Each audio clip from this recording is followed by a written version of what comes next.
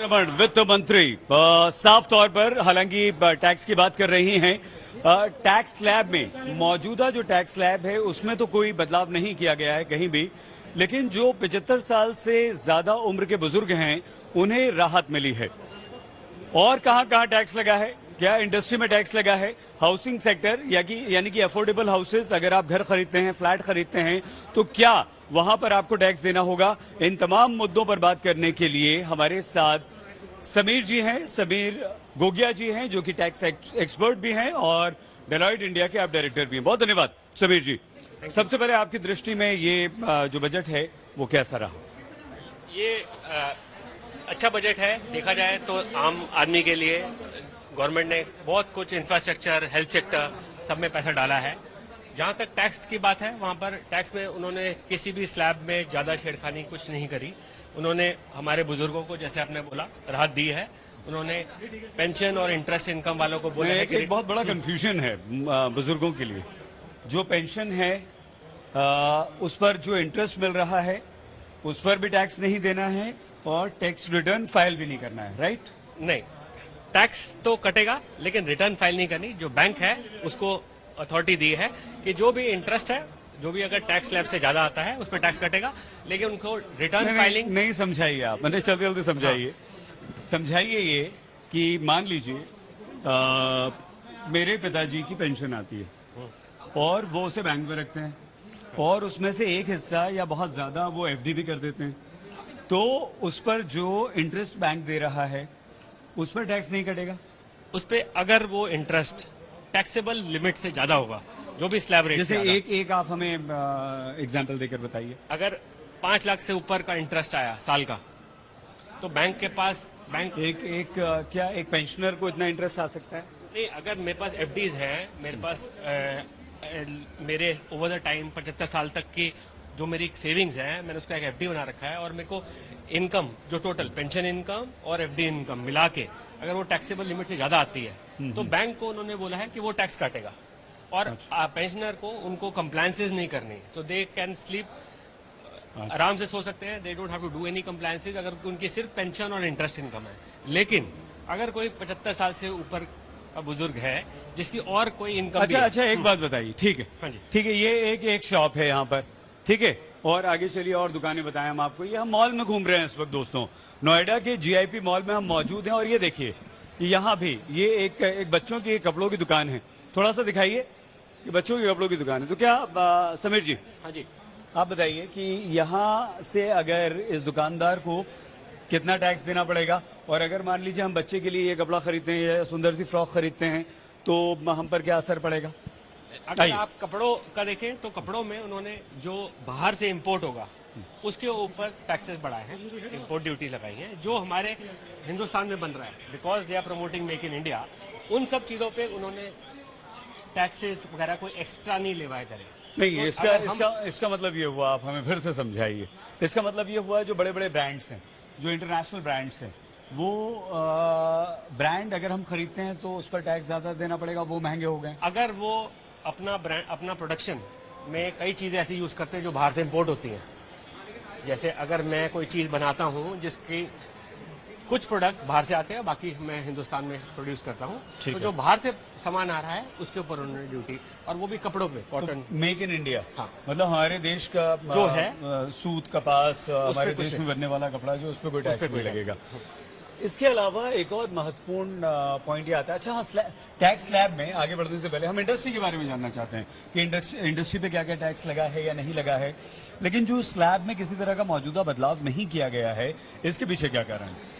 इसके पीछे कारण ये है कि हम पिछले साल जब बजट आया तो एक ब्लैंकेट अप्रूवल मिल गया कि एक लिमिट से कम अगर आपकी इनकम है तो आपको कोई डिडक्शन मत लो, आपको कोई डिडक्शन नहीं, कोई फॉर्मेलिटीज नहीं करनी, आपकी इनकम एग्जेम्प्ट है 5 लाख से नीचे। तो उन्होंने एक ब्लैंकेट लोगों को उसमें कवर कर दिया। तो उससे अब आज की डेट में कोई स्लैब्स हमारे ज्यादा कॉम्प्लिकेटेड नहीं है, और प्लस उन्होंने इजी करने के लिए उन्होंने रिटर्न्स के अंदर भी अब प्रीफिल्ड इन्फॉर्मेशन आएगी। प्रीफिल इन द सेंस, थोड़ा माइक ऊपर कर, हाँ, प्रीफिल इन्फॉर्मेशन मतलब कि उनकी सारी सैलरी इनकम, इंटरेस्ट इनकम और जो भी कैपिटल गेन की इनकम है वो सब ऑलरेडी फिल होके आएगी। तो आपको ज्यादा से ज्यादा रिटर्न भरने के लिए, क्योंकि गवर्नमेंट का मेन मुद्दा है कि लोग कंप्लायंस करें, ठीक उसमें ठीक है, उसमें वो ज्यादा। ठीक है। ये सारी दुकानें हैं, देखिए ये भी कपड़े की दुकान है, उसके बाद मोबाइल की दुकान है, उसके बाद भी उसी तरह की टीवी, फ्रिज, इस तरह की दुकानें यहाँ पर हैं। एक बार फिर से हम इन पर आए, लेकिन भूल ना जाएं स्टार्टअप और अफोर्डेबल हाउसिंग, ये दो बहुत इंपॉर्टेंट हैं, और दोनों अफोर्डेबल हाउसिंग और स्टार्टअप पर यहाँ पर जोर दिया गया है काफी। आप हमें ये बताइए, सबसे पहले इन पर हम बात करेंगे, लेकिन यहाँ क्या असर? यहाँ आप देखें कि अगर गवर्नमेंट ने पेट्रोल और डीजल के ऊपर सेस लगाया है, जहाँ पेट्रोल और डीजल थोड़ा महंगाई बढ़ती है तो उसका सारा का सारा इम्पैक्ट इकोनॉमी पे आता है। हर चीज थोड़ी थोड़ी महंगी होती है। अब आप बिकॉज लॉजिस्टिक्स बिकम्स महंगा, तो ये सारी चीजें टैकल करने के लिए ये सब सेक्टर थोड़ा थोड़ा इन्फ्लेशन ऑब्जर्व करेंगे। मतलब आम आदमी के लिए क्या थोड़ी क्या समीर जी, ये सच्चाई है कि कहीं ना कहीं थोड़ी राहत देकर मरहम लगाया और कहीं ना कहीं थोड़ा टैक्स लगाकर अपना जो फिस्कल डेफिसिट है, वित्तीय घाटा है, उसे पूरा करने की सरकार ने कोशिश की है? नहीं, अगर आप देखें ओवरऑल बजट बहुत कुछ अलग हुआ है। जैसे हमारे फाइनेंस मिनिस्टर ने कहा था, बहुत कुछ पैसा इंफ्रास्ट्रक्चर, पब्लिक मनी और इंफ्रास्ट्रक्चर में डाला गया है। अब उस पैसे को जो डाला गया है वो आम जनता के लिए है। नहीं, लेकिन ये लॉन्ग टर्म है। मान लीजिए इंफ्रास्ट्रक्चर डेवलपमेंट की आप बात करते हैं, सड़कें बन रही हैं, इंडस्ट्रीज आ रही हैं, और कुछ इंफ्रास्ट्रक्चर डेवलपमेंट हो रहा है, तो उसका मतलब साफ तौर पर, सीधे तौर पर यह हुआ कि 5 साल 10 साल में इंडस्ट्री खड़ी होगी, रोजगार मिलेगा, लेकिन फौरी राहत, तुरंत हमें कोई फायदा उसका भी नहीं। अभी तुरंत इमीडिएट नहीं मिलेगा, लेकिन अगर आप देखें ये कोविड का साल था, हमारे पूरी वर्ल्ड ओवर इकोनॉमी क्रश थी, सबको इम्पैक्ट हुआ था। उसको अभी थोड़ा सा ईज आउट करा है थ्रू गवर्नमेंट स्पेंडिंग, क्योंकि उनको बहुत सारी चीजों में, चाहे वो वैक्सीन हो, चाहे वो पब्लिक हेल्थ हो, उनको स्पेंड करना है।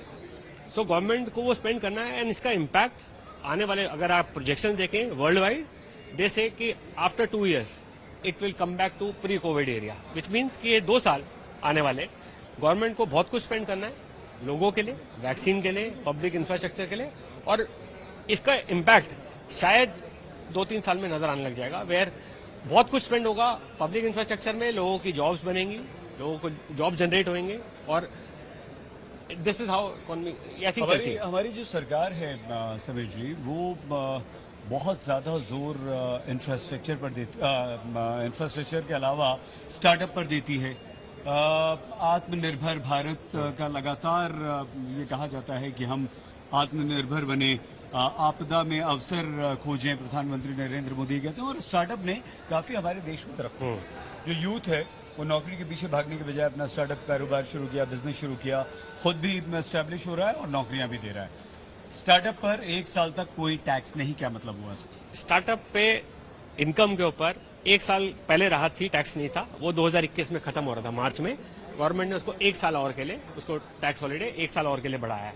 प्लस उन्होंने जो कैपिटल गेन था, जो कि स्टार्टअप के निवेश जो प्रमोटर्स होते हैं उनको जो गेन होता है, उसके लिए भी 1 साल की और विंडो खोली है। तो जो 21 में खत्म हो रहा था उसको 22 तक के लिए एक्सटेंड करा है। तो स्टार्टअप को प्रमोट करा, बूस्ट करा, और जो जैसे आपने पहले टच अपॉन करा, नेशनल स्मॉल हाउसिंग, छोटे छोटे घर, ये बहुत अफोर्डेबल हाउसिंग, उसके लिए भी, हाँ उसके लिए भी, क्योंकि जो हाउसिंग सेक्टर बड़ा परेशान था। अगर आप देखें स्टैटिस्टिक, नोएडा गुड़गांव में जो सप्लाई है वो कई गुना है डिमांड से ज्यादा, इतना सारा स्टॉक पड़ा है।